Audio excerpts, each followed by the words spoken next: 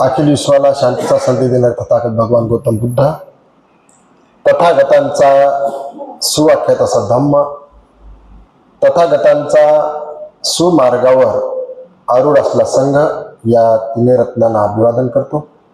विश्वरत्न बोधिसत्व महामानव डॉक्टर आंबेडकर या महामानव सुद्धा अभिवादन करू. या ठिकाणी उपस्थित असलेले पूजनीय भिक्खू श्रीरत्नजी यांना सुद्धा पंचांग प्रणाम करून, या ठिकाणी बहुसंख्येने उपस्थित असलेले लहान बालक बालिका तथा उपासक उपासिका यांना माझा सहस्नेह जय. या ठिकाणी निरंतर सुंदर अशा पद्धतीने भीमरावजी हटकर साहेब वाचन करत होते. त्यांचं एक वेगळं व्यक्तिमत्व आहे. ते रोज अभ्यास करायचे, ते अभ्यासू आहेत, PhD धारक आहेत. मी एक साधा धम्मोपासक आहे. तर आपण त्यांनी जे आतापर्यंत वाचन केलं ते एक त्याचा सारांश घेऊ. त्यांनी कशा प्रकारे भगवान बुद्धांनी धम्मदीक्षेची मोहीम जी आहे ते राबवली आणि त्यानंतर पुढचा जो आजचा तिसरा खंड आहे त्याला सुद्धा चालू करू. तर आपण पाहिलं की तथागत बुद्धांनी जे आहे वेगवेगळ्या लोकांना वेगवेगळ्या माध्यमांनी धम्मदीक्षा दिलेली आहे. त्याच्यामध्ये आपण काल पाहिलं की महाप्रजापतीची गौतमी, त्यानंतर माता यशोधरा आणि त्यांच्या मैत्रिणींना धम्मदीक्षा दिलेली आहे. याच्या पूर्वी महिलांची धम्मदीक्षा झाली होती का? नव्हती झाली. कारण भंते आनंदाने काय केलं की तथागत बुद्धांना ज्या काही गोष्टी असतील, म्हणजे तथागत बुद्धांना असं म्हटलं गेलं की तुम्ही स्त्रियांना जे आहे ते म्हणजे नश्वर मानता का किंवा घाण मानता का, म्हणून तुम्ही त्यांना दीक्षा देत नाही का? किंवा ज्याप्रमाणे म्हणजे चातुर्वर्णीय व्यवस्था आहे, चातुर्वर्णीय व्यवस्थेमध्ये ज्याप्रमाणे स्त्रियांना खालच्या प्रकारचा दर्जा दिला आहे, त्यांना मानलेला आहे, मग तथागत बुद्धांना म्हटलं गेलं की अशाच प्रकारे तुम्ही स्त्रियांना मानता का, म्हणून तुम्ही दीक्षा देत नाहीत का? अशा सगळ्या गोष्टीची त्या ठिकाणी संवाद झाला तथागत बुद्धाचा आणि भंते आनंदाचा. मग भगवान म्हणाले की आनंद तसं म्हणू नको, तसं म्हणू नको, असा माझा विचार नाही. तरी पण मग त्या ठिकाणी मग भंते आनंद म्हणाले बाबा स्त्रिया का ह्या भिक्खुनी होऊ शकत नाहीत का, त्यांच्यामध्ये का पवित्रता आहे का? मग ह्या सगळ्या गोष्टीचा संवाद झाल्यानंतर त्या ठिकाणी भंते आनंदाने जे आहे ते पुन्हा त्यांनी म्हणाले की बा ही महाप्रजापती गौतमी जी तुमची मावशी आहे ना, तर तिने तुमची एवढी सेवा केलेली आहे आणि तिला सुद्धा तुम्ही मग दीक्षा देणार नाही का? असा सगळ्या प्रकारचा जे आहे ते त्या ठिकाणी संवाद झाल्यानंतर त्या ठिकाणी भगवान बुद्धांनी एकच गोष्ट केली त्या ठिकाणी की जसे ज्याप्रमाणे भिक्खू संघासाठी 227 नियम आहेत, भिक्खुनी संघासाठी 311 नियम लावले गेले. त्यामध्ये काही भगवान बुद्धांना गोष्टी अशा माहीत होत्या. तुम्ही प्रश्नामध्ये प्रश्न आलेला आहे तथागत बुद्ध जे आहे ते महिलांना का धम्मदीक्षित करू इच्छित नव्हते. तर तथागत बुद्धांनी त्याच्यामध्ये काही वाढवले जे नियम आहेत, काही जो 87-88 नियम हे भिक्खुनीसाठी जास्त आहेत. त्यातले 2-4 नियम तुम्हाला सांगतो की भिक्खुनी जेव्हा केव्हा एखाद्या भिक्खूकडे जात असेल तर त्या भिक्खुनीने एकटं नाही जायचं, सोबत दुसऱ्या भिक्खुनी असल्या पाहिजे, असा एक त्याच्यामध्ये नियम आहे. त्याच्यानंतर जसे भिक्खू आणि भिक्खुनी म्हणजे भिक्खू सोबत राहतात एका ठिकाणी. आता जसं भंतेजीकडे कोणतेही भिक्खू आल्यानंतर तिथे विहारामध्ये राहू शकतात, तर तशा प्रकारे भिक्खुनी आणि भिक्खुनी एकत्र नाही राहायचं, असे काही वेगवेगळे नियम होते. आणि तथागत बुद्ध म्हणाले किंवा जर महिलांना धम्मदीक्षा दिली तर माझ्या धम्माचा कालावधी काही कमी होऊ शकतो, कारण येणारे लोक तेवढे चारित्र्यवान असतील असं होणार नाही. हे तथागत बुद्धांना काही गोष्टी माहीत होत्या, म्हणून तथागत बुद्धांनी जे आहे त्या ठिकाणी जी महिलांना धम्मदीक्षा दिली आहे. त्यानंतर आपण पाहतो की तथागत बुद्धांनी नुसतं एखाद्या राजाला धम्मदीक्षा दिली नाही किंवा ज्यांच्याकडं भला मोठा समुदाय आहे अशा लोकांना दीक्षा दिली नाही, तर तथागत बुद्धांनी सुनीत नावाच्या भंग्याला सुद्धा धम्मदीक्षा दिली. त्याच्यानंतर जी प्रकृती चांडालिका होती, प्रकृती चांडालिकाची कथा तुम्हाला सांगितली असेल हटकर साहेबांनी. तर प्रकृती कशी होती, तर प्रकृती जी आहे एकदा तथागत म्हणजे भंते आनंद तथागत बुद्धाचे शिष्य जे आहेत, भंते आनंद एकदा जंगलामधून असे जात असताना ती प्रकृती जी आहे ती पाणी भरत असते आणि पाणी भरत असताना ते भंते आनंद त्या प्रकृतीला पाणी मागतात आणि पाणी मागल्यानंतर ती म्हणते बा मी काय आहे, मी चांडालिका आहे आणि म्हणून मी तुम्हाला पाणी देऊ शकत नाही. त्या ठिकाणी भंते आनंद म्हणाले की तू कोण आहेस, मला त्याच्याशी काही घेणं नाही. जे तू पाणी देत आहेस त्या पाण्यामुळे माझी जर तहान भागत असेल तर ते मला फक्त पाणी दे. आणि त्यावेळेस ती प्रकृती चांडालिका जी आहे ती भंते आनंदाच्या रूपाला आकर्षित होते आणि ती म्हणते की मला या व्यक्तीसोबत विवाह करायचा आहे. असं असताना त्या ठिकाणी जे आहे ते त्या ठिकाणी भंते आनंदाला म्हणते की मला तुमच्यासोबत विवाह करायचा आहे. पण ते म्हणतात आम्ही भिक्षू आहोत, परिवर्जित झालेले आहोत आणि आमचा काही विवाह आम्ही करू शकत नाही, आमचा विवाह होत नसतो. असं असताना मग तिला वाटते की हे जर असं असेल आणि ही सगळी गोष्ट आल्यानंतर काय करते ते आपल्या आईला सांगते आणि आईला म्हणते की तू काय कर, आपण त्या भंते आनंदाला काय करू, एक वेळेस आपल्या घरी भोजनासाठी बोलू आणि भोजनासाठी बोलल्यानंतर मग मी काय करायचं ते करते. त्या ठिकाणी जी तिची आई आहे चांडालिका आई आहे ती काय भोजनासाठी बोलवते आणि बोलवल्यानंतर ती तशा प्रकारची मागणीही करते. पण भंते आनंद काही त्या गोष्टीला मानत नाहीत आणि मग त्या ठिकाणी जे आहे ती प्रकृती जी असते ते भंते आनंदाला एका रूम मध्ये घेऊन जाते आणि तिला वाटते की त्यांना मी वश करू शकतो काय, की भंते आनंद तशा प्रकारे वश तिला होत नाहीत. आणि मग हीच गोष्ट जे भंते आनंद आहे तथागत बुद्धांना जाऊन सांगतात भगवान माझ्यासोबत अशी अशी घटना घडलेली आहे. आणि त्यानंतर जे आहे पुन्हा ती प्रकृती जी असते ते भगवान बुद्धाकडे येते आणि म्हणते भगवान मला हे जे तुमचा भंते आनंद शिष्य आहे यांच्यासोबत विवाह करायचा आहे. त्यावेळेस भगवान बुद्ध म्हणतात, भगवान बुद्ध ते त्यांचे चित्त जाणतात की आता धम्माकडे वळण्याच्या म्हणजे चित्त अवस्थेमध्ये आलेले आहे. आणि भगवान म्हणतात काही हरकत नाही, सोपी गोष्ट आहे, तू काय कर, फक्त मुंडन करून आणि मुंडन करून मी तुझा विवाह भंते आनंदासोबत करून देतो.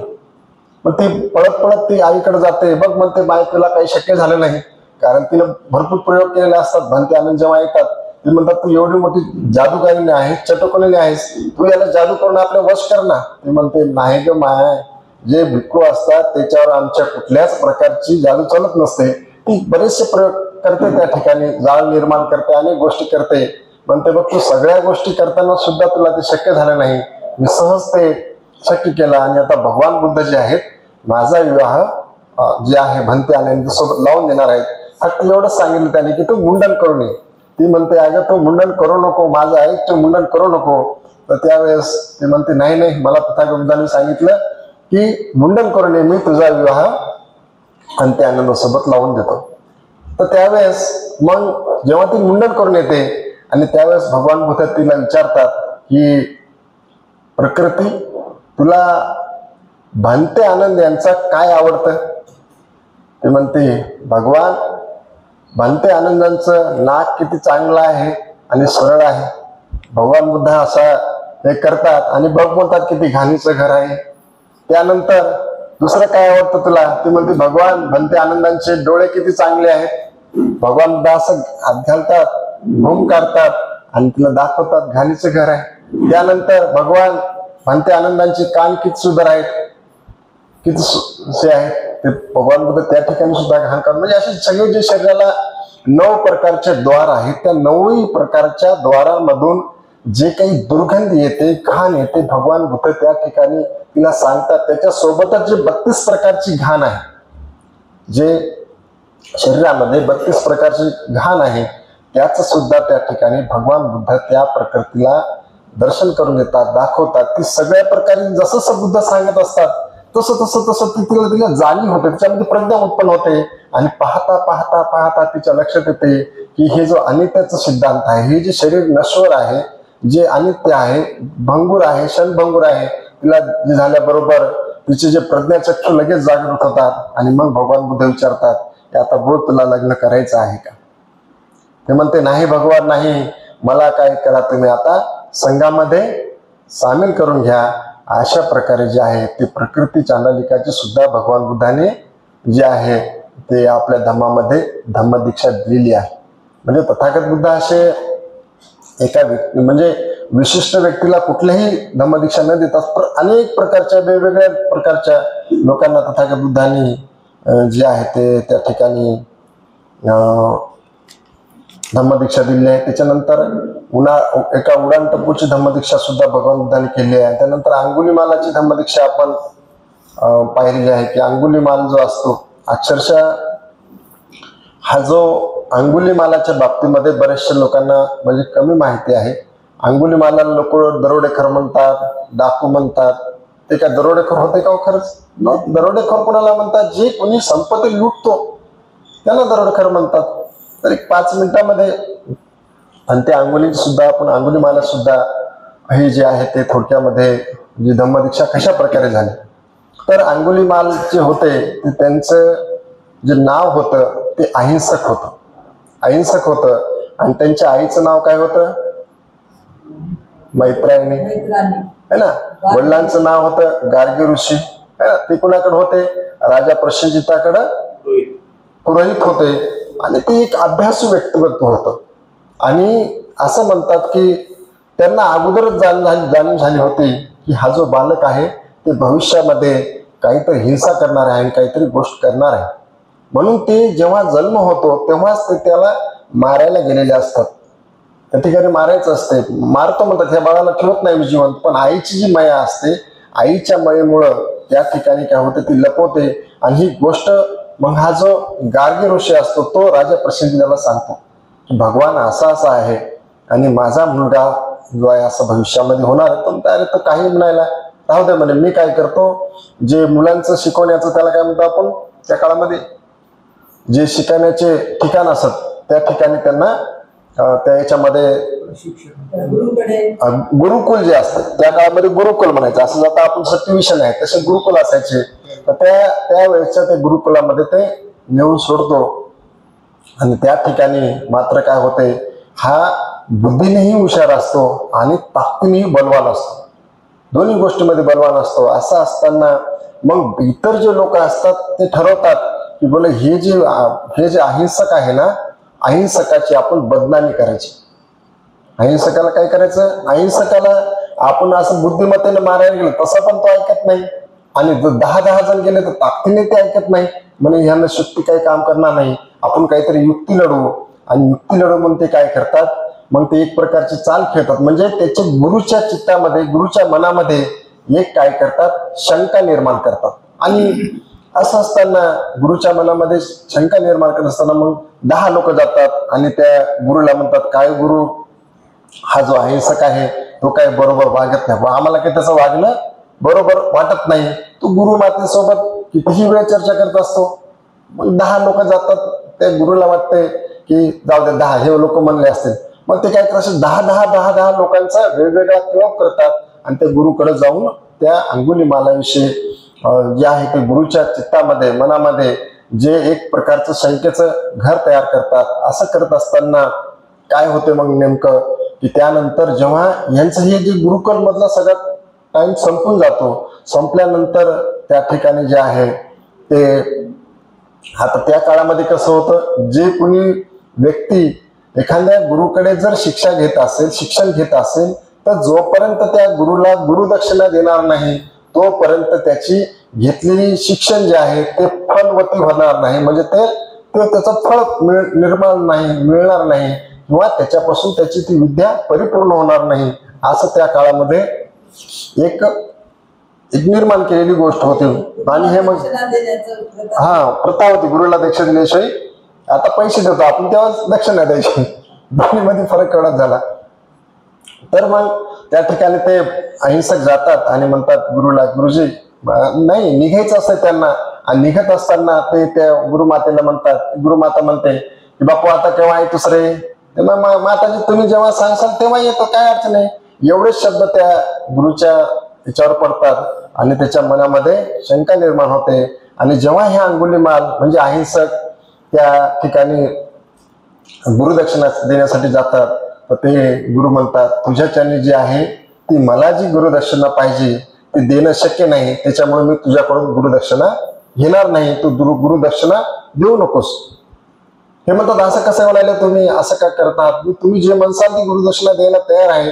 मी जर तुम्हाला गुरुदक्षिणा देणार नाही तर तुम्ही जी मला शिकवलेली विद्या आहे त्याची फल प्राप्त होणार नाही. म्हणून ते म्हणतात की नाही तुम्ही असं करू नका. त्याने विनवणी करू लागतात आणि त्या ठिकाणी ते म्हणतात की हे बघ, तुला जर मला गुरुदक्षिणा द्यायची असेल तर तुला काय करावं लागेल, 1000 लोकांचा खून करावा लागेल आणि ते मला आणून द्यावा लागेल. त्याच्या अंगावर शहारे उत्पन्न होतात. शहारे उत्पन्न झाल्यानंतर ह्याला वाटतं हे काय आम्हाला सांगितलं, काय सांगितलं नेमकं.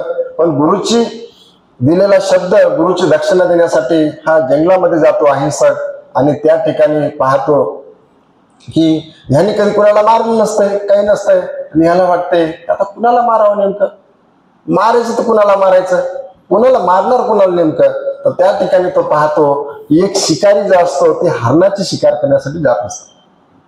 एक शिकारी असतो, तो हरणाची शिकार करण्यासाठी जात असतो. अरे म्हणे हे हरणाची शिकार करणारा व्यक्ती आहे, हे पापी आहे, हे दुसऱ्याला दंड देत आहे, मी यालाच मारतो. आणि तो घेतो तलवार आणि त्याच्यावर मारतो. जसाही मारला की याच्या अंगावर पूर्णपणे रक्तबंबाळ होतो. आणि तेव्हा मग पासून काय करतो, तो 1 माणसाला, 2 माणसाला, 5 माणसाला, 10 माणसाला मारत असतो. मारल्यानंतर काय करतो, ते मुंडके जमा करतो आणि एका खड्ड्यात नेऊन टाकतो.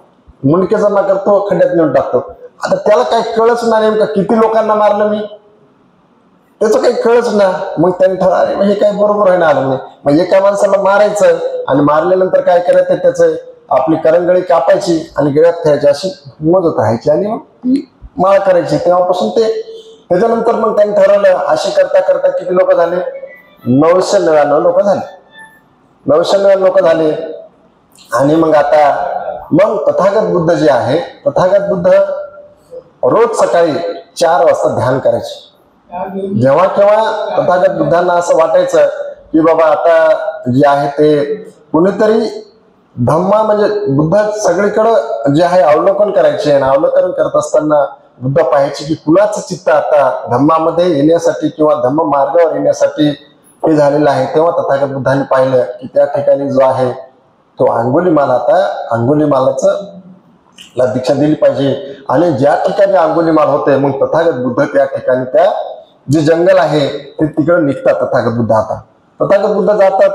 जात असताना अनेक लोक पाहतात त्यांना, ओ साधू तुम्ही कुठं चालले, तिकडे अंगुलीमाल राहतो, तो 2 लोकांना, 4 लोकांना, 5 लोकांना, 10 लोकांना, 100 लोकांना टोळ्याने गेलेला तो लोकांना मारतो, तुम्ही तिकडे कशाला जातात, तुम्ही तिकडे कशाला जातात. त्या ठिकाणी जो मग आहे अंगुलीमाल दुरूनच बुद्धाला पाहतो. त्याला काय माहिती बुद्ध आहे का, कोण आहेत का, साधू आहेत का, कोण. अरे बरं झाले म्हणे, आता म्हणे 999 लोक झाले. पहिल्यांदा एका पापी माणसाला मारलं, आता कुणाला मारतो, एका साधू माणसाला मारतो, एका साधू माणसाला मारतो. आणि त्या ठिकाणी तथागत बुद्धाच्या तो अक्षरशः काय करू लागला, पळू लागला. तो पळू लागला आणि बुद्ध मात्र चालू लागले. तो पळू लागला, बुद्ध मात्र चालू लागले. अक्षरशः बुद्धाने त्या ठिकाणी असं म्हणतात की त्या ठिकाणी बुद्धाने रुद्धी बलाचा वापर केला होता. ते रुद्धीचं एक बल आहे जे 10 बल तंजन म्हणतो, जे 10 रुद्धीचे बल आहेत. त्या रुद्धीचा बलाचा वापर जर करत असेल एखादा व्यक्ती, ज्याला रुद्धी प्राप्त झाली असेल, रुद्धी सिद्धी प्राप्त झाली असेल, असं म्हणतात की ते एखादी कार जर पळत असेल, त्या कारच्या बरोबर ते चालताना ते कारच्या स्पीड एवढं ते चालू शकतात. मग हा जो अंगुलीमाल आहे, तो अंगुलीमाल काय करतो, पळू लागतो. पळताना एवढं जोरशी पळतो, एवढं जोरशी पळतो. अरे म्हणजे हे मी हरणांना पकडलं, पण एवढं हरण पळणार जे स्पीडनं असते, मोठ्या प्रमाणात पळते. सशांना पकडलं, सगळ्या प्राण्यांना मी पकडलं आणि हे का मला सापडत नाही. मग म्हणे हे साधू थांब, थांब जागी थांब, पळू नको, थांब, चलू नको, थांब. भगवान बुद्ध म्हणाले मग मी थांबलाच आहे, मी थांबलाच आहे, तूच पळायलास की म्हणे.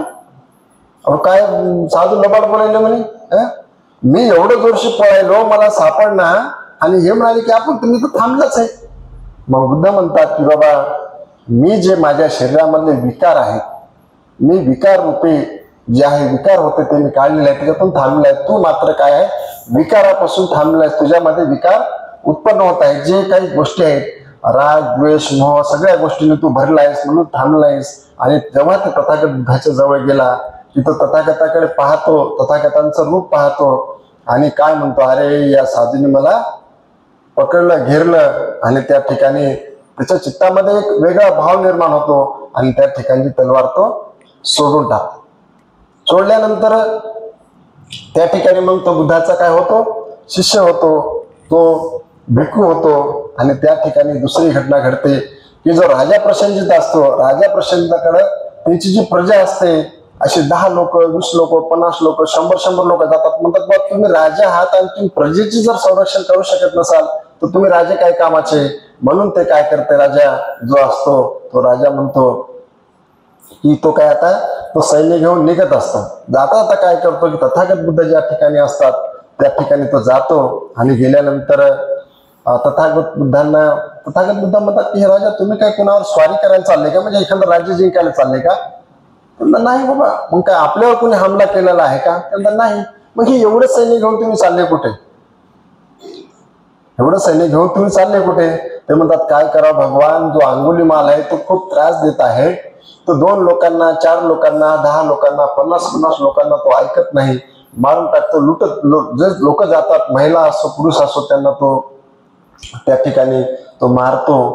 मग भगवान बुद्ध थोडे स्मित करतात आणि म्हणतात की हे राजा, अंगुलीमाल जर तुला भिक्खूच्या स्वरूपात दिसला तर तू काय करशील. काय म्हणतात की हे राजा, जर अंगुलीमाल जर भिक्खूच्या स्वरूपात दिसला तू काय करशील. म्हणे भगवान हे कसं शक्य आहे, ते एवढा क्रूर असलेला व्यक्ती आणि ते भिक्खू होणं शक्य आहे का. तरी म्हणे जर झालं तर मी त्यांचा मान सन्मान करेल, त्यांना वंदन करेल, एवढं करेल. असं असताना राजा असा असतो आणि ते अंगुलीमाल भंतेजी असे बसले असं म्हणे हे येत नाही. ते राजा दचकतो, अरे बापरे मी याच्याविषयी एवढं वेळ मी काहीतरी बोललो, आता ही मला काय करते की. आणि त्या ठिकाणी मग जे आहे तर राजा प्रसेनजीला विश्वास होत नाही आणि मग मात्र राजा प्रसेनजीत ह्या अंगुलीमालाला विचारतो, काय हो तुमचं गोत्र कोणतं आहे, तुमच्या आईचं नाव काय आहे. मग ते सांगतात, आईचं नाव मैत्रेयी, वडिलाचं नाव गार्गी ऋषी. हे सगळ्या गोष्टी सांगितल्यानंतर राजाला काय होतं, त्या ठिकाणी विश्वास येतो आणि मग राजा त्या ठिकाणी त्यांना जे काही वस्तू द्यायचे ते देतो आणि त्या ठिकाणी दिल्यानंतर तो राजा निघून जातो. ही घटना इथं थांबत नाही. तर भंते अंगुलीमाल जे आहेत ते मग जेव्हा भिक्षाटनासाठी जातात तर लोक त्यांना ओळखतात आणि ओळखल्यानंतर कुणाला वाटतं की ह्या अंगुलीमालानेच माझ्या भावाला मारलं, कुणाला वाटतं माझ्या आईला मारलं, कुणाला वाटतं माझ्या वडिलाला मारलं. म्हणून सगळे लोक काय करतात ते पाहून त्यांना दगड मारतात. रक्तबंबाळ होतात अंगुलीमाला अक्षरशः, पण त्या ठिकाणी ते सहन करतात. बुद्ध म्हणतात सहन कर. आणि ती गोष्ट झाल्यानंतर पहिल्या दिवशी तशाच रक्तबंबाळ अवस्थेमध्ये येतात बुद्धाकडे. पण दुसऱ्या दिवशी एक पुन्हा एक घटना घडते की एक जी स्त्री असते ती प्रसूती होत असते आणि ते म्हणते अंगुलीमाल येऊन त्या ठिकाणी तथागत बुद्धांना म्हणतात की भगवान एक अशी स्त्री होती आणि ती खूप तिला वेदना होत होत्या आणि मला ते पाहवलं नाही. असं आहे का म्हणे, तू एक काम कर, हे जे पाणी आहे तू घेऊन जा आणि असं म्हण की मी जर एकही म्हणजे अकुशल कर्म केले नसेल किंवा कुणाची हत्या केली नसेल, जीव हत्या केली नसेल तर ही महिला जी आहे ह्या माझ्या वचनाने किंवा ह्या सत्य बलाने किंवा सत्य वचनाने ती महिला प्रसूती होईल. तेव्हा काय म्हणाल भगवान बुद्ध, एवढे लोक मारलेत, एवढं केलंय नव्हतं काहीतरी. भगवान बुद्धांनी सांगितलं आपण गेलं पाहिजे. ते त्या ठिकाणी जातो. अंगुलीमाल नावाचं सुत्त आहे, मला जर वाचायचं असेल तर महापरित्राण सूत्रपाठमध्ये परिपूर्ण सुत्त आहे कशा प्रकारे आहे ते, तर त्यामध्ये त्याचा उल्लेख आहे. तर त्या ठिकाणी ते जातात आणि त्या ठिकाणी गेल्यानंतर जे आहे ते तशा प्रकारे म्हणतात बा मी जर जीव हत्या केली नसेल तर ही महिला प्रसूती व्यवस्थित आणते. तशा प्रकारे घटना घडते आणि ती येऊन पाहतो काय चमत्कार आहे. भगवान बुद्धाला येऊन विचारतो, भगवान हे झालं कसं नेमकं, याचं कारण काय आहे. हा तर म्हणजे कसं काय झालं नेमकं, काय घटना घडली. तर ते म्हणजे विचारलं बाबा जेव्हापासून तुम्ही या धम्मामध्ये परिवर्तित झालात, कारण मनुष्य जेव्हा कुठल्याही जातीचा असू द्या कुठल्याही पंथाचा असू द्या जे जेव्हा संघामध्ये येतो तेव्हा तो आपलं सगळं जी गोष्ट आहे इव्हन नाव सुद्धा काय होतो ते घरी ठेवून येतो. त्याचं काहीच राहत नाही, वस्त्र राहत नाही, कपडा राहत नाही, काही नाव सुद्धा नवीन दिलं जातं. आणि तो ज्याप्रमाणे वेगवेगळ्या नद्या महासागरात आल्यानंतर जशा एकरूप होतात म्हणजे ते वेगवेगळे ओळखले जात नाहीत, तशा प्रकारे काय होतं मनुष्य धम्मामध्ये विलीन होतं. मग बुद्ध म्हणतात की बा जो जेव्हापासून धम्मामध्ये आला म्हणजे भिक्खू झाला तेव्हापासून तू जर एकाही प्राण्याची हत्या केली नसेल किंवा चित्तामध्ये तसं उत्पन्न केलं नसेल तर ते त्या महिलेची प्रस्थिती हो व्यवस्थित असं तू म्हटला गेला. आणि तो केला का, ते म्हणे नाही. आणि अशा प्रकारे म्हणजे त्या ठिकाणी जे आहे ते अंगुलीमालाची सुद्धा धम्मदीक्षा झालेली आहे. भगवान बुद्धांनी गरीबातला गरीब असू द्या म्हणजे तो सगळ्यात मोठा विजय होता. भगवान बुद्धाच्या जीवनामध्ये 2-3 घटना अशा झाल्या की जे उर्वेला काश्यप होते यांना जेव्हा धम्मदीक्षा दिली गेली, गया काश्यप आणि नदी काश्यप हे त्या काळामधले खूप मोठे वैदिक धर्मामधले एवढे म्हणजे त्यांना मानत होते लोक की अशी एक दिवस घटना झाली एक वेळेस की जेव्हा तथागत बुद्ध आणि महाकाश्यप एका ठिकाणी गेले होते तर लोक म्हणू लागले की तथागत बुद्ध हे महाकाश्यपांचे शिष्य आहे की बुद्ध चे शिष्य महाकाश्यप आहे. त्यावेळेस ते बुद्धांनी ती चित्ताची अवस्था लोकांच्या जाणली आणि बुद्ध म्हणाले की बाबा महाकाश्यप तू सांग की मी बुद्धाचा अनुयायी आहे. म्हणजे एवढं त्यांचं वर्चस्व होतं. तर अशा प्रकारे बुद्धांनी जे आहे तेवढ्या अशा लोकांनाही धम्मदीक्षा दिली. त्याच्यानंतर एक एवढा मोठा जो क्रूर होता म्हणजे बुद्धाची जी मैत्री भावना आहे म्हणजे बुद्ध जे सांगतात जशा प्रकारे किंवा वैराने वैर कधीच शांत होत नाही, त्याला प्रेमाने जिंकावं लागते. तर बुद्धांनी म्हणजे प्रत्यक्षामध्ये ती घटना करून दाखवली. एवढ्या क्रूर असलेल्या अंगुलीमाला सुद्धा मैत्रीने जिंकलेला आहे. तर अशा प्रकारे आपण अंगुलीमालाची धम्मदीक्षा पाहिलेली आहे. त्याच्यानंतर इतर गुन्हेगाराची धम्मदीक्षा सुद्धा पाहिलेली आहे. अशा प्रकारे आपण आतापर्यंत कालचा जो हे आहे तो पाहिलाय. यानंतर एवढं करत असताना सुद्धा तथागत बुद्धांनी जे आहे ते आपल्या धम्मामध्ये बुद्धाचं काही विशिष्ट असं स्थान म्हणजे ठेवलेलं आहे का, म्हणजे विशिष्ट मला असं माना हे काही ठेवलं आहे का. तर तो एक भाग आपण आज जो 3रा खंड आहे तर ह्या 3ऱ्या खंडाला सुरुवात करूया. कालचा जो मी थोडक्यामध्ये वृत्तांत सांगितला मला साधू साधू साधू आणि आज आपण ऐकणार आहोत की 3य खंड बुद्धांनी काय शिकवले. त्याच्यामध्ये भगवान बुद्धाने त्या धम्मामध्ये म्हणजे स्वतःचे काही स्थान ठेवलेले आहे का, बुद्धाच्या धम्मासंबंधी, त्यानंतर धम्म म्हणजे काय, अधम्म म्हणजे काय आणि सद्धम्म म्हणजे काय, त्यापैकी आज जे आहे आपण धम्मामध्ये बुद्धांनी विशिष्ट आपले स्थान ठेवलेले आहे का हे आपण पाहणार आहोत. तर ज्यावेळेस हा जो ख्रिस्त आहे म्हणजे ख्रिस्ताच्या जन्मापासून काय झालं, इसवी सन लागू झालं है ना. म्हणजे ख्रिस्ताच्या जन्मापासून म्हणजे येशू ख्रिस्त जेव्हा जन्मला तेव्हापासून जे आहे ते इसवी सन लागू झालं. तर जो ख्रिस्त होता तो ख्रिस्त असं मानत असे की तो म्हणायचा की मी काय आहे या देवपुत्र आहे, म्हणजे मला देवाने पाठवलेला आहे, मी देवाचा पुत्र आहे, प्रेषित आहे. आणि शिवाय तो आपला देवपुत्र मानत असे. माणसाने ख्रिस्त हा देवपुत्र आहे अशी जोपर्यंत मानले जात नाही तोपर्यंत त्याला मुक्ती नाही अशी ख्रिस्तांची आठ होती. तुम्हाला जर म्हणजे तुम्हाला कोणाला मानायचंय, ह्याला व्यक्तीला मानायचंच आहे पण त्याच्या व्यतिरिक्त काय म्हणायचंय की हा देवपुत्र आहे असं मानायचंय. जोपर्यंत तुम्ही तसं मानणार नाही तोपर्यंत तुमची मुक्ती नाही. तुम्ही नुसतं मानलं आणि त्याला जर देवपुत्र मानलं नाही तर तुमची मुक्ती होणार नाही असं कोण म्हणते, ख्रिस्त धर्म किंवा त्यांचा धर्म किंवा त्यांचा धर्माचा प्रेषित म्हणा असं त्यांचं म्हणणं आहे. आणि त्याच्यानंतर अशा रीतीने ख्रिस्ती धर्मियांची मुक्ती ख्रिस्ताला प्रणेता किंवा देवपुत्र मानण्यावर अवलंबून ठेवल्याने ख्रिस्ती धर्मात स्वतः संबंधी विशेष स्थान निर्माण केलंय. कोणी त्या व्यक्तीने काय केलं बघा, बुद्धांनी काय केलं, व्यक्तिविशेष जे आहे 2 गोष्टी असतात, एक व्यक्ती असते एक धम्म असते. म्हणजे एखादा व्यक्ती काय म्हणतो मलाच माना, माझे विचार टाका सोडून, माझे विचार सोडून टाका. दुसरा त्या व्यक्ती काय म्हणतो मला सोडून टाका पण माझे जे विचार आहेत ते विचाराला माना. मला मानणं किंवा न माना त्याच्यामध्ये काही फरक पडत नाही. आणि म्हणून दुसरा धर्म कोणता आहे, दुसरा आहे इस्लाम. इस्लाम जो आहे तो इस्लामाचा धर्माचा जो त्याला काय म्हणतो आपण तो अल्लाहचा मोहम्मद पैगंबर काकूच चांगला कसं. तर हे काय म्हणायचा, परमेश्वराचा प्रेषित पैगंबर प्रेषित मानत असे. याशिवाय असे मानत असे की माणसाने 2 अटी मान्य केल्याशिवाय त्याला निजात किंवा मुक्ती नाही. कोणत्या 2 अटी येतात, इस्लाम धर्मातील मुमुक्षने प्रथम मोहम्मदास देवाचा प्रेषित मानले पाहिजे. त्यांनी सुद्धा काय म्हणलं, त्यांनी देवाचा प्रेषित मानले पाहिजे आणि इस्लाम धर्मातील नंतर मोहम्मद हा परमेश्वराचा शेवटचा पैगंबर आहे असे मानले पाहिजे. इकडे जे आपण गुरु गोविंद सिंगजी बघतो ना, तिकडे 10 गुरु झाले ना. पहिले गुरु नानक आणि शेवटचे गुरु गोविंद सिंग, शेवटचे आणि 10वे गुरु गोविंद सिंग जे आहे शेवटचे आणि 10वे होते. तर इस्लाम धर्मात वरील 2 अटी मानणाऱ्यांनाच मोक्षाचा मार्ग खुला असे.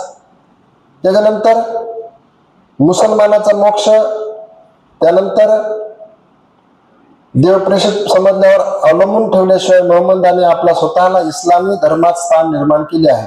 पण अशा प्रकारे ह्या दोन्ही लोकांनी अटी मानल्या, पण बुद्धाने अशी कधीही अट घातलेली नाही. ह्याने काय म्हटलं, एक बार तुम्हाला देव मानावं लागेल, कुणी म्हटलं मी देवाचा देवपुत्र आहे असे मानावं लागेल. पण भगवान बुद्ध काय म्हणतात, भगवान बुद्धाने अशा कशा म्हणजे सिद्धार्थ गौतमाने अशा कोणत्याच प्रकारची अट घातली नाही. तर सिद्धार्थ गौतम म्हणतात, मी जो आहे शुद्धोदन आणि महामाया यांचे मी काय आहे औरस पुत्र आहे. म्हणजे त्यांच्या मात्या पित्याच्या पोटी मी जन्म घेतला आहे आणि ह्या पलीकडे आपण काही नाही. बुद्ध म्हणतात की तुम्ही जसे सर्वसामान्य लोक जन्माला येतात तशा प्रकारेच मी जन्माला, मी काही कुठल्या देवाचाही पुत्र नाही आणि कोणाने मला पाठवलेले नाही. तर मी सर्वसामान्य तुम्ही जसे आहात तशाच प्रकारे मी जे आहे माझा जन्म झालेला आहे. आणि येशू ख्रिस्त आणि मोहम्मद यांनी आपल्या धर्मशास्त्रात स्वतःसाठी जशी विशेष स्थाने निर्माण केली, मोक्षाच्या बाबतीत आपले मार्गात महत्व सांगितले, तसे बुद्धाने केलेले नाही. आता इतर ठिकाणी काय, इतर लोक धर्माने काय म्हटलं, बाबा मला जर तुम्ही मानलं तर तुम्हाला मोक्ष मिळते. मग तुम्ही वागायला कसंही वागा, तुम्ही स्वर्गात जाता, तुम्ही काय होता नाही तर नरकात जाता, की नाही. बरं, स्वर्ग म्हणजे काय, काकुने विषय काढला स्वर्गाचं. एक थोडक्यामध्ये तुमचा एक वेळ घेतो आणखी जास्त. इकडे बघा, हे थोडक्यात विश्लेषण सांगतो. मनुष्याचं जे शरीर आहे, मनुष्याचं जे शरीर आहे ही 4 घटकाने बनलेलं आहे. काय घटकाने बनलं, पृथ्वी, तेज, आप आणि वायू, हे 4 घटकाने बनलेलं आहे ना. तर त्यातील जो महत्वाचा विषय आहे की जो मनुष्य जन्मल्यानंतर जो सर्वात शेवटी घटक येतो तो मरताना पहिल्यांदा निघून जातो. काय म्हणतो मी, मनुष्य जन्मल्यानंतर जो घटक सर्वात शेवटी येतो तो मरताना पहिल्यांदा निघून जातो. मनुष्य जे आहे तो मनुष्य काय होते की जेव्हा माता पिता एकत्र येतात त्यावेळेस त्याची गर्भामध्ये अवस्था कलल अवस्था असते, रबरासारखी कलल अवस्था असते. आणि त्यानंतर काय होते, अभिधम पिटकातला विषय सांगतो पुन्हा. तर त्याच्यामध्ये जे आहे ती कलल अवस्था असते आणि त्याच्यानंतर काय होते की जे आईची नाळ असते आणि बाळाचा नाळ असतो याच्यापासून काय होते, त्याला अन्न मिळते. कुठपर्यंत मिळते, 9 महिन्यापर्यंत, हे ना, 9 महिन्यापर्यंत अन्न मिळते, जन्मापर्यंत मिळते. पण हे जसंही जन्म झाला याचा, इकडून नाळ बांधला की काय होते, त्याला श्वासाची गरज पडते आणि ह्याने आपलं तोंड उघडते आणि रडायला चालू करते. आणि ह्याचं तोंड जर आतमध्ये उघडलं तर काय होते, लोक म्हणतात तोंडामध्ये घाण गेली, है की नाही. म्हणून त्याला काय ते चौथं तत्व जे आहे म्हणजे ते मिळत नाही. ती पृथ्वी असते, आप असते आणि तेज असते, वायू नसतो. वायू हा घटक काय होतो, मनुष्य जन्मल्यानंतर शेवटी येतो. लक्षात घ्या, महत्वाचा विषय. तर मनुष्य जन्मल्यानंतर हा घटक काय होतं, शेवटी येतो. मग काय होतंय, आता हे जे 4 घटक आहेत, 5वं घटक नाही, 5वं घटक पोकळी आहे, त्याचं कधीतरी सांगेल. तर मनुष्याचं शरीर हे 4 घटकापासून बनलेलं आहे आणि 4 घटकापासून बनलेलं असताना जो शेवटी घटक येतो म्हणजे वायू घटक येतो. जेव्हा मनुष्य सर्व आपण जीवन जगतो आणि जीवन जगल्यानंतर जेव्हा मनुष्य मरतो तेव्हा पहिल्यांदा त्याच्यामधून, त्याच्या शरीरामधून जे आहे तो वायू घटक निघून जातो. वायू घटक निघून जातो आणि वायू घटक निघाल्यानंतर जे आहे त्या ठिकाणी मनुष्य मेला किंवा नसा हे झाल्यानंतर त्या ठिकाणी काय म्हणलं तर तो डेथ झाला म्हणून गृहीत धरलं जातं. त्याच्यानंतर दुसरा जो घटक असतो, जो काही आपण खातो पितो, काही खातो आपण, आहे की नाही, कुठलंही खातो, कडक खातो, पातळ खातो, खाल्यानंतर जे शरीरामध्ये त्या खाल्लेल्या अन्नाला जीर्ण करण्याचं जे काम करतो, जे बारीक करण्याचं काम करतो, तो म्हणजे तेज घटक करतो. आणि हा दुसऱ्यांदा निघून जातो, तो तेज घटक निघून जातो. तेज घटक गरमी असलेली. माणूस, डॉक्टर लोक म्हणतात जेवढा थंड झाले असेल, याला घंटा झालं, 2 घंटे झालं, 3 घंटे झालं, उष्णता निघून जाते. हे 2 घटक निघून जातात, वायू घटक निघून जातो, तेज घटक निघून जातो. आणि ज्याला जेव्हा अंत्यविधीवर ठेवलं जातं त्या ठिकाणी शरणावर ठेवलं जातं, जेव्हा तो जळतो, जळल्यानंतर जे त्याच्यामधला आप घटक आहे, तो आप घटक बाष्पीभवनामधून तो काय होतो, त्या घटकामध्ये मिसळला जातो आणि पृथ्वी घटक जो आहे तो खाली येतो. आता मला सांगा, ज्यावेळेस आम्ही शाळेत होतो काय करायचे, आमच्या रांगा लागायच्या 1 2 3 4 5. आम्ही काय करायचो, ते काय म्हणायचे, चला आपापल्या वर्गात जा, आपापल्या वर्गात जा, म्हणजे स्ववर्गात जा. स्ववर्गात म्हणजे स्वतःच्या वर्गात जाणे. दुसऱ्याच्या वर्गात गेले की मास्तर मारायचे.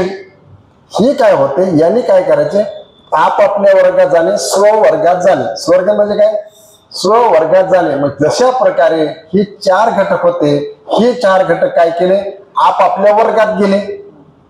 काय केलं, वायूमध्ये मिसळला, है ना, पाणी पाण्यात मिसळलं, तेज मध्ये मिसळलं, आणि पृथ्वीमध्ये मिसळलं. आपापल्या वर्गात गेले, आपापल्या घटकात गेले, आहे की नाही. साधी सोपी संकल्पना आहे. आपण काय केलं, स्वर्गवरी तिथं पर्याय राहतात, कोणत्या पर्याय राहतील, इथंच पर्याय भेटले, तिथं कोणी पर्याय भेटला तर म्हणून त्याला म्हटलं गेलं किंवा हे स्वर्ग. असं मी पंथीजी सोबत राहत असताना मी विचारत, पंथीजी खरंच स्वर्ग असते का? कशात स्वर्ग असलं, स्वर्ग का असते? अरे म्हणे असं आपलं शरीर बनलेलं आहे 4 घटकापासून, हे 4 घटकामध्ये मिसळते. जसं मुलं आपापल्या वर्गात जातात की नाही, तसे हे आपले 4 घटक आपापल्या घटकात जातात. काहाचं स्वर्ग कशाचं काय नाही. मग चित्ताचं काय होते, चित्ताचा थोडा विषय वेगळा आहे. चित्त जे असते, म्हणजे ज्याला प्रतीत समुत्पाद समजेल त्याला ते समजते. प्रतीत समुत्पादाचा एखाद्या विषय घेईन मी सांगा म्हणलं तर त्याला थोडा 1 2 तास 2.5 तासाचा विषय जातो. तर हे जे प्रतीत समुत्पाद आहे, प्रतीत समुत्पाद समजण्यासाठी माणसाला हे छोट्या छोट्या गोष्टी समजणं फार गरजेचं आहे. म्हणजे शरीर कशापासून बनलं, हे ढोबळ आहे, हे काही तेवढं सूक्ष्म नाही, पण एक मोठ्या प्रमाणामध्ये एखादी गोष्ट समजायची तुम्हाला मोठ्या प्रमाणामध्ये समजावं लागतं अगोदर, ढोबळ प्रमाणामध्ये, आहे की नाही. नंतर मग त्याची कार्य काय आहे ते नंतर समजतात. साधक असेल त्यांना समजतात ढोबळ. त्याच्यानंतर प्रत्येक समुत्पाद आणायचं असेल तुम्हाला, तर तुम्हाला पहिल्यांदा जाणावं लागते हे मनुष्याला 5 इंद्रिय आहेत, है ना.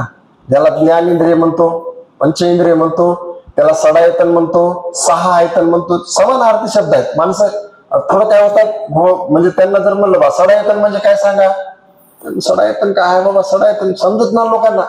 षडायतन काय आहे, 6 आयतन आहे ना, जे डोळा आहे, चक्षु आहे, नाक आहे, जीभ आहे ना, म्हणजे ते समानार्थी शब्द आहेत.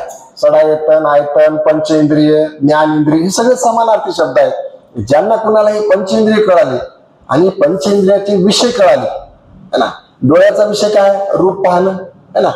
रूप पाहणं म्हणजे काय, डोळे काय फोडून टाकायचे का, म्हणजे नाही टाकायचे. त्याच्यामध्ये गुंतणं, त्याच्या विषयासक्त होणं, त्याच्यामध्ये आसक्त होणं, म्हणजे ते त्याच्यामध्ये गुंतणं आहे. त्याला तृष्णा म्हटलं गेलं. ह्याचे छोटे भाग आहेत. पंचेंद्रिय, पंच ज्या व्यक्तीला ह्या गोष्टी कळल्या, पंचेंद्रिय आणि 5 इंद्रियाचे विषय, है ना, हे षडायतन आहे. त्याला 6 आयतन म्हटलं गेलं. आणि ह्या 6 आयतनामुळे काय होतो, हसो, स्पर्श, है ना, स्पर्श होते ना. मग ते स्पर्श झाल्यामुळे, स्पर्श म्हणजे काय, एखादं सुंदर रूप दिसलं, है ना, किंवा सुंदर सुगंध आला, माणसाला ते पुन्हा घ्यावं वाटते, स्पर्श झाला ना. आणि त्याच्यामुळे काय वेदना उत्पन्न होते, म्हणजे ते पुन्हा राहण्याची जी वेदना आहे. म्हणजे सुंदर रूप दिसलं किंवा सुंदर चव लागली किंवा सुंदर सुगंध आला किंवा सुंदर ऐकू आलं, माणसाला त्याच्यामध्ये रस निर्माण होते, आसक्ती निर्माण होते, आणि त्याच्यामुळे तृष्णा निर्माण होते.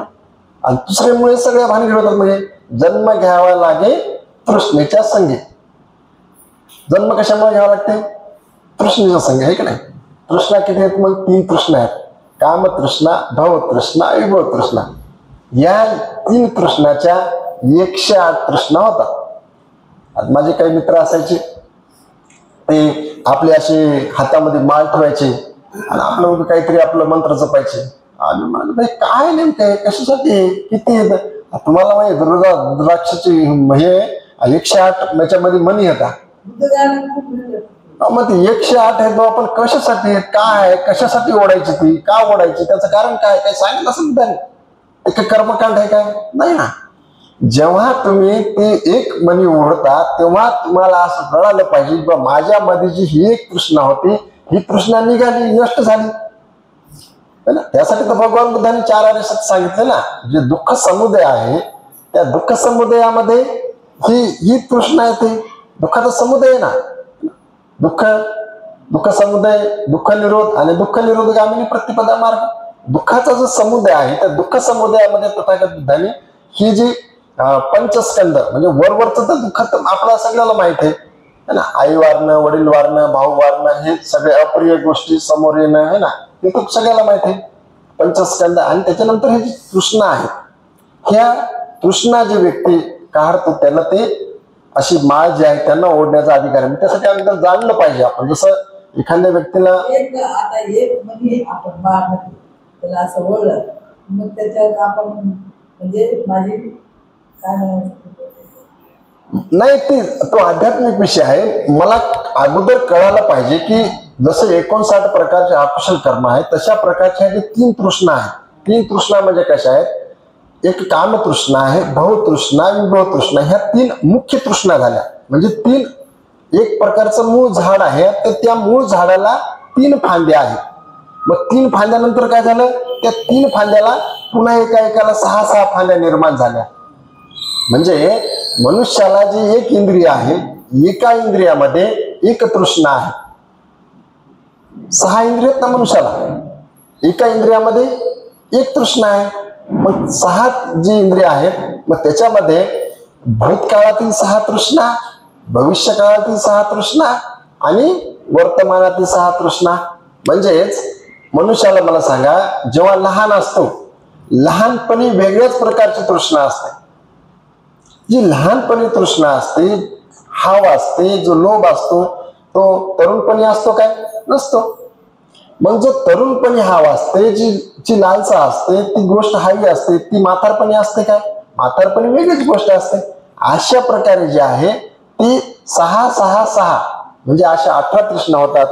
आणि त्याच्यानंतर म्हणजे तरुण पंचा, म्हातार पंचा आणि लहान पंचा, सायंत्रिक 18. त्याच्यामध्ये भूतकाळातील, भविष्य काळातील आणि वर्तमान काळातील 18 तृष्णा म्हणजे 18 54 आणि आध्यात्मिक आणि बाह्य 54 मुळे अशा 108 तृष्णा होतात. तो अक्षरशः लिहून देण्याचा बोर्डवरला पार्ट आहे तो. अशा प्रकारे 108 तृष्णा होतात. मग ज्याला तृष्णा कळाली की समजा इंद्रियाविषयीची आसक्ती जी आहे, इंद्रियाला जी आसक्ती आहे, म्हणजे डोळ्यानं रूप पाहण्याची आसक्ती असेल, जिभेने चव खाण्याची आसक्ती असेल, नाकाने गंध घेण्याची आसक्ती असेल, हे सगळ्या कामतृष्णेमध्ये येतात. म्हणजे ही जो काही रस चाकण्याची तृष्णा आहे त्याला कामतृष्णेमध्ये म्हटलं गेलं ना. त्याची लालसा आहे ना. त्याच्यानंतर भवतृष्णा म्हणजे काय, भवतृष्णा म्हणजे माणसाला काय वाटते, भव म्हणजे निर्माण होणे. भाव म्हणजे निर्माण होणे. आपण म्हणतो की नाही, तुझे डोळे आले, तुझे डोळे मला भवतात रे बापू, तू दुसरीकडे जाय, तू येऊच नको शाळेतात. मास्तर काय करते मग, हे तू उद्या शाळेत होतेस, तुझ्यामुळे 10 लोकांना तुझे डोळे भवतील. म्हणजे तुझ्यासारखंच काय होईल की यांना होईल, भवलं यांना बी भवलं घडलं. याचं की तसं घडलं. भाव म्हणजे घडणे, ठीक नाही. भाव म्हणजे होणे, निर्माण होणे. त्याचे जसे डोळे आले तसे माझे डोळे येणे, पुन्हा निर्माण होणे, दुसऱ्याला लागू होणे, ते ठीक नाही. तशाच प्रकारे बुद्ध म्हणतात की जी भवतृष्णा आहे ती भवतृष्णा म्हणजे हे जे 31 प्रकारचे लोक आहेत. मग एखाद्याला काय वाटते, मला या जन्मामध्ये चांगली बायकोच भेटली, पुन्हा जन्म घ्यावा मला सुंदर बायको भेटावं. त्याला कशी भेटली, वाटते मला चांगला नवरा भेटला नाही. म्हणजे वेगवेगळे जे असे मजा असतात. मग कोणाला वाटते मी या जन्मामध्ये गरीबच होतो, पुढल्या जन्मात मी श्रीमंत झालं पाहिजे. म्हणजे असं काहीतरी माणसाचं जे तृष्णा असते. किंवा कोणाला वाटते बा हे जे सगळे तथागत बुद्धांनी लोक सांगितलेत मग मी त्या लोकात का जन्म नाही? तथागत बुद्धाने आपला तर माहित नाही, आपण जाणत नाही, आपल्याला माहिती नाही, जन्म आहे ते माहित नाही, पुनर्जन्म आहे ते माहित नाही, लोक काय माहित नाही, पण वाचतो आपण. मग कोणाला वाटतं तसं जर असेल तर मी एवढा श्रद्धावान उपासक आहे, मग त्या लोकात का माझा जन्म होणे? तिथं असं असं सुख असते म्हणा, एवढे वर्ष जगते म्हणा. पण बुद्ध म्हणतात की किती वर्ष जरी मनुष्य जगला, काही जरी झालं तरी बुद्ध म्हणतात की काय आहे, सगळे लोक जे आहेत ते अनित्य आहेत. तो वर्ष 2 वर्ष जगला काय, 2000 वर्ष जगला काय, 5000 वर्ष जगला काय, तरी बुद्ध म्हणतात की त्याला जिथं जन्म होतो तिथं मरण हे आहेच. त्याच्यानंतर विभव जी तृष्णा आहे ती याला उच्छेदवाद म्हटलं गेलं. उच्छेदवादाची तृष्णा, जसे म्हणजे स्वर्गही नाही, नरकही नाही, कुशलही नाही, अकुशलही नाही, पापही नाही, पुण्यही नाही, काहीच नाही, असं जे लोक मानतात, उच्छेदवाद ज्याला म्हटले, म्हणजे काहीच म्हणायचं नाही, चांगलं नाही, वाईट नाही, काहीच नाही, काही घेणं नाही, सैराट वागायचं आपलं मनासारखं, काहीच होत नाही म्हणायचं, जन्मही नाही, पुन्हा जन्म काहीच नाही, ह्याला उच्छेदवाद किंवा विभव तृष्णा म्हटलं गेलं. अशा जे मग ज्या ज्या व्यक्तीला असं कळालं की बा ही जी तृष्णा आहे आपल्यामधले निघाली, हे आपण जाणलं त्याला प्रज्ञेनं की आता माझ्यामध्ये हे उत्पन्न होत नाही, माझ्यामध्ये आता अशा प्रकारची ही तृष्णा आहे. मग त्याला काय म्हटलं गेलं?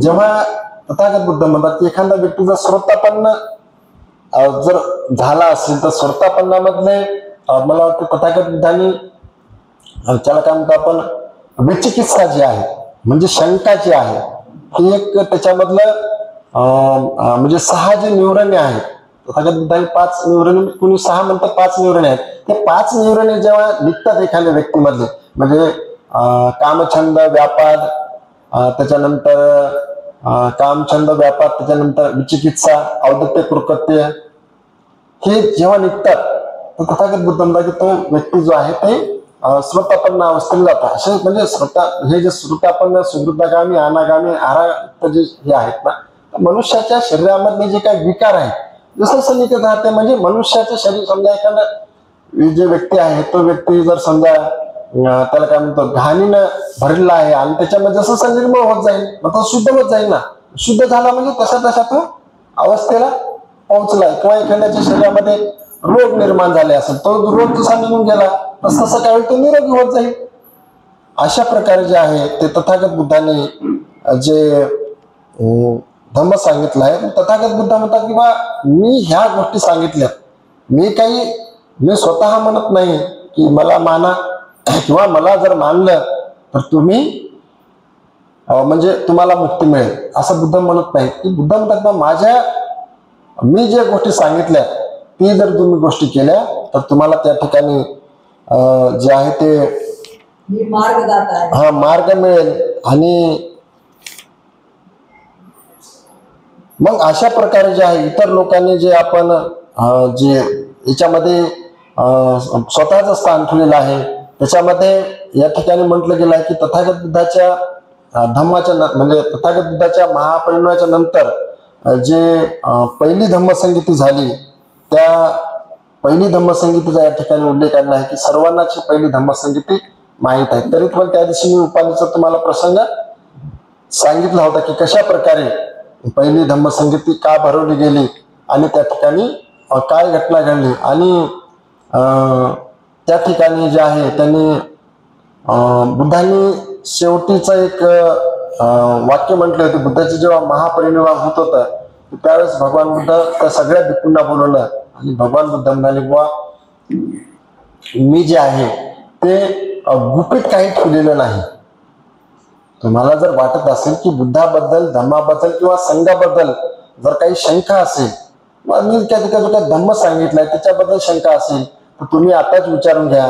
उद्या असं म्हणू नका की आम्हाला तथागत बुद्धांना ही गोष्ट विचारायची होती आणि ती कशा प्रकारे आहे ही आम्ही जे आहे ते तथागत बुद्धांना विचारायचं राहून गेलो. असं तथागत बुद्धांनी जवळजवळ 3 वेळेस त्या ठिकाणी म्हटलं. आणि बुद्ध म्हणतात बा मी जे आहे कुठल्याच प्रकारची गोष्ट गुपित ठेवली नाही. कारण एकदा असं झालं होतं की काही लोक तथागत बुद्धांना पाहण्यासाठी इच्छुक झाले होते आणि ते म्हणाले नाही बुद्धालाच पाहायचं आहे, आम्हाला पाहायचंच. पण त्यावेळेस बुद्ध म्हणाले की बाबा मला पाहण्याची गरज नाही. बुद्ध म्हणाले की जो कोणी धम्माला पाहतो तो व्यक्ती मला पाहतो. जो कोणी व्यक्ती धम्माला जाणतो तो मला जाणतो. तथागत बुद्ध त्याच्या पुढे जाऊन म्हणाले की जो कोणी व्यक्ती प्रतित्य समुत्पादाला जाणतो तो धम्माला जाणतो. जो व्यक्ती धम्माला जाणतो तो मला जाणतो. बुद्ध म्हणाले की जो कोणी व्यक्ती 4 आर्य सत्याला जाणतो तो धम्माला जाणतो आणि जो धम्माला जाणतो तो मला जाणतो किंवा मला पाहतो. म्हणजे बुद्धांनी जे त्यांचं जे रूप होतं त्या रूपाविषयीची म्हणजे व्यक्तीविषयीची कुणालाही आसक्ती ठेवली नाही. बुद्ध मग लोक म्हणाले की आता बुद्ध गेल्यानंतर काय नेमकं शास्त्र कोण आहे आमचं? बुद्ध कोणाला नियुक्त करतात का? देवदत्ताचं तेच म्हणणं होतं की बा भगवान बुद्धांनी काय केलं पाहिजे, मला संघाचा संघनायक बनवलं पाहिजे, मला संघाचा संघनायक बनवलं पाहिजे. पण बुद्ध म्हणाले की नाही, माझा जो धम्म आहे तो धम्माच काय आहे तुमचा शास्त्र आहे आणि धम्मच काय आहे तुमचा जे धम्माला जो पाहिजे तुम्हाला ज्याला कोणाला बुद्धाला पाहिजे किंवा बुद्धाला असं वाटतं तुम्हाला बुद्धाचे जे गुण होते ते अवलंबले पाहिजे.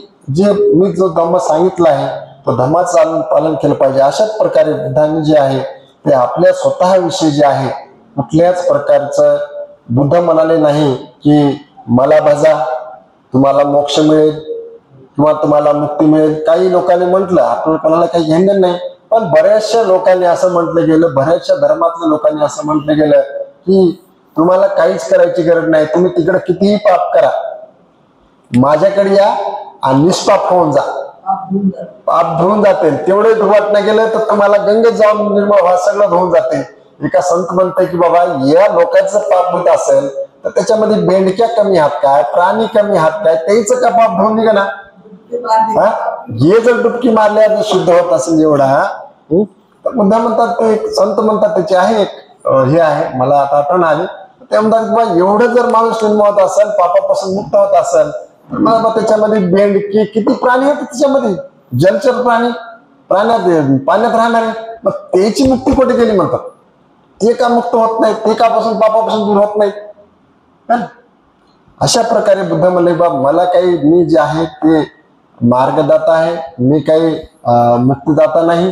त्या मार्गदाता आणि मुक्तिदात्यावर सुद्धा एक ब्राह्मण तथागत बुद्धाकडे येतो. पुढे आहे भाग की बाबा तुम्ही बुद्ध असताना सगळे लोक मुक्त होतात का किंवा निर्वाणाला प्राप्त होतात का, है ना. याच्याविषयी जवळजवळ 1 तासाचा तो विषय आहे. 3:30 वाजलेले आहेत.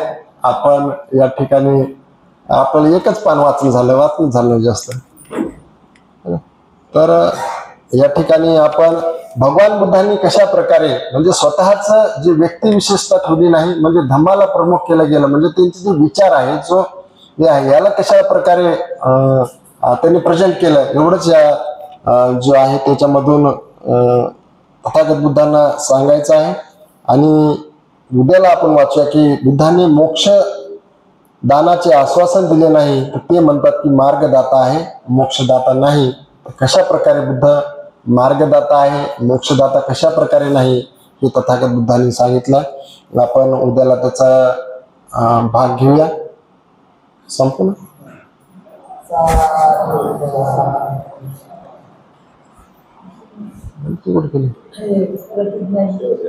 माफ करा, प्रतिज्ञा घेतो.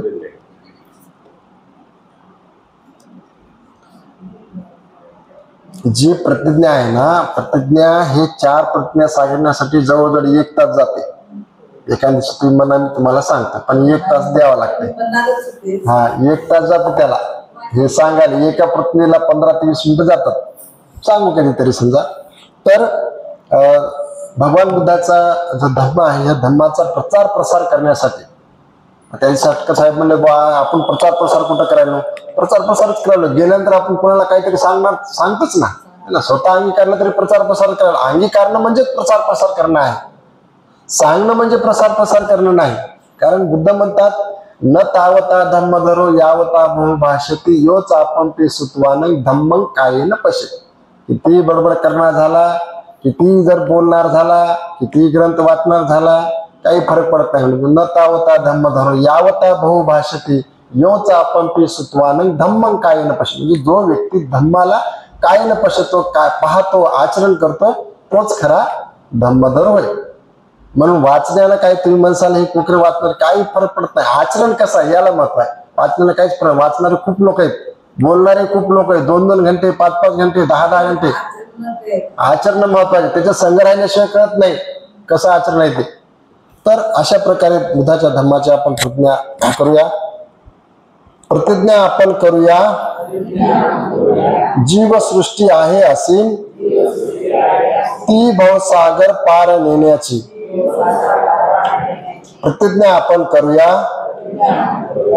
आपणात दोष आहेत असंख्य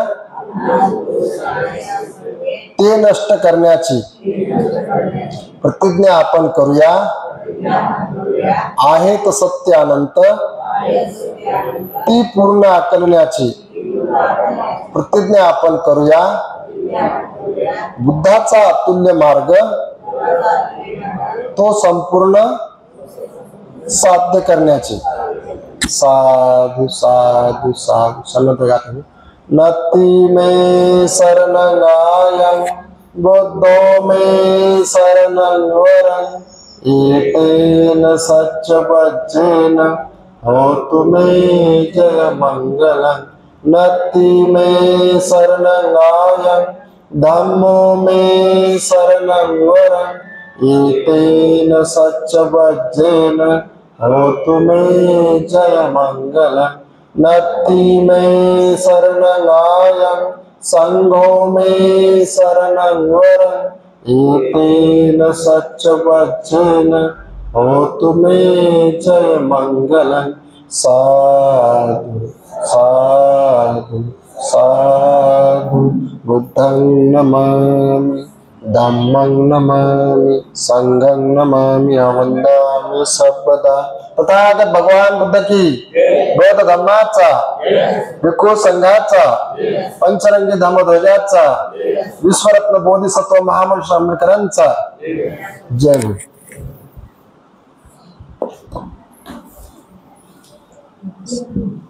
सब